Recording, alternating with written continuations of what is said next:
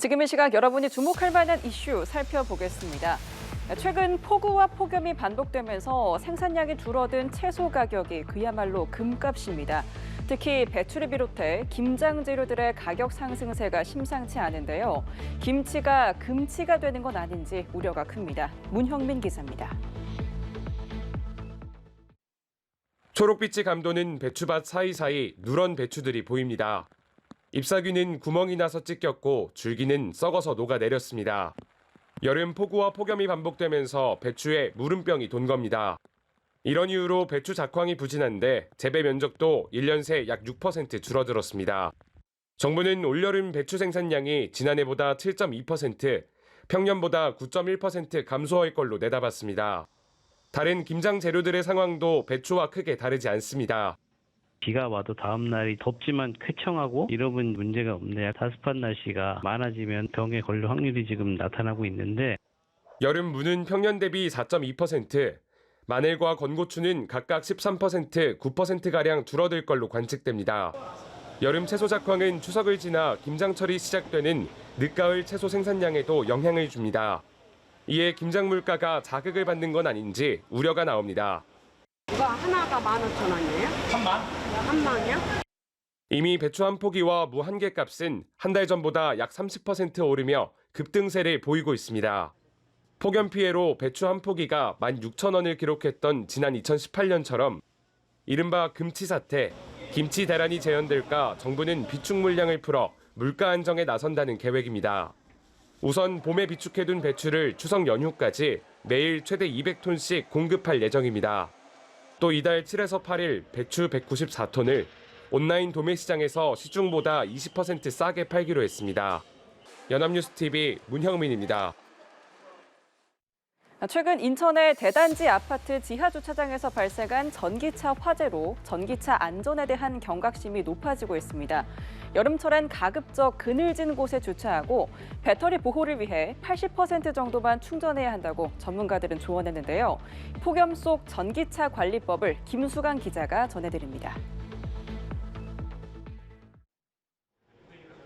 최근 폭염 속에 전기차 화재가 잇따르자 여름철 전기차 관리법에도 관심이 모이고 있습니다. 전문가들은 가능한 직사광선에 노출된 곳을 피해 응달진 곳에 주차하는 것을 권장합니다. 지열이 높은 데다 차량을 주차를 시켜놨을 때는 배터리 내부로 열 전도가 생기면서 배터리 내부에 온도가 올라가면서 화학 반응이 일어나서 어떤 영향을 미칠 수가 있기 때문에 또 전기차는 배터리를 80% 정도만 충전하는 게 이상적이라고 말합니다. 전기차를 100% 충전하는 건 맥주병에 맥주를 가득 채워 넣고 흔드는 것과 유사하다는 겁니다. 근본적으로는 전기차 충전소를 지하 주차장 대신 지상에 설치해야 한다는 지적도 나옵니다. 주차장에서 화재가 발생하면 진압하기가 어려운 거죠.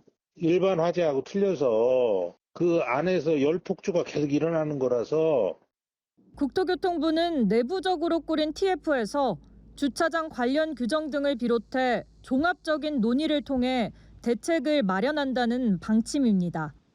또 올해 자동차 안전도 평가부터는 전기차 배터리에 이상 작동을 감지하는 시스템이 탑재된 차량들에 대해 높은 점수를 부여하는 방식을 검토할 예정입니다.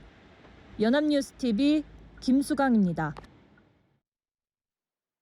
오늘 새벽 서울의 한 주택에서 70대 아버지에게 흉기를 휘둘러 살해한 20대 남성이 경찰에 붙잡혔습니다. 이 남성은 경찰 조사에서 어머니가 맞았다는 말에 격분해 범행했다는 취지로 진술했는데요. 숨진 피해자는 과거 가정폭력 혐의로 경찰 조사를 받았던 것으로 알려졌습니다. 최진경 기자입니다. 서울 성동구의 한 주택입니다. 현관문 앞으로 경찰 통제선이 쳐져 있고 인근에는 현장 감식을 위한 경찰의 과학수사 차량이 와 있습니다. 새벽 0시 30분쯤 경찰에 시끄러운 소리가 난다는 이웃 주민의 신고가 접수됐습니다. 사건이 일어난 현장입니다. 20대 아들은 같은 건물에 살던 70대 아버지에게 흉기를 휘둘러 이곳에서 현행범 체포됐습니다. 경찰대 가가지고 막 우성수고 막 거기서 올라갔다 내려갔다 아들이 아들내미는 회장인데 체포해서 흉기에 찔린 피해자는 병원으로 옮겨졌지만 끝내 숨졌습니다. 피의자인 아들 A씨는 경찰에 어머니가 맞았다는 이야기를 듣고 격분해 범행했다는 취지로 주장한 것으로 알려졌습니다. 숨진 피해자는 아내이자 A씨의 어머니에 대한 가정폭력으로 수차례 신고된 이력이 있고 최근까지 접근 금지 명령이 내려진 상태였던 것으로 전해졌습니다. A씨는 범행 당시 술을 마신 상태였지만 만취 상태는 아니었던 것으로 파악됐습니다.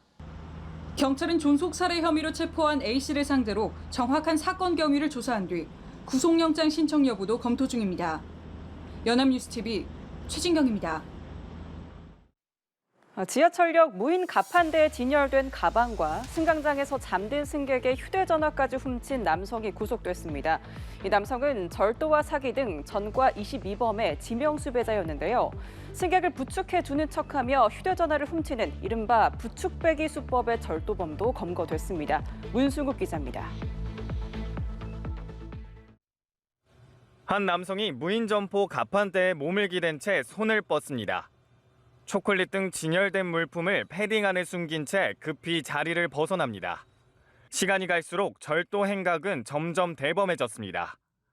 이번엔 다른 지하철역 무인 갑판대에서 진열된 가방을 훔쳤습니다. 마치 구매한 사람처럼 가방 내부에 있는 비닐까지 자연스럽게 빼냅니다. 충무로역에 있는 무인 판매점입니다. 이 남성은 이곳에서 손님들이 물건값으로 두고 간 현금까지 훔쳐 달아난 걸로 파악됐습니다.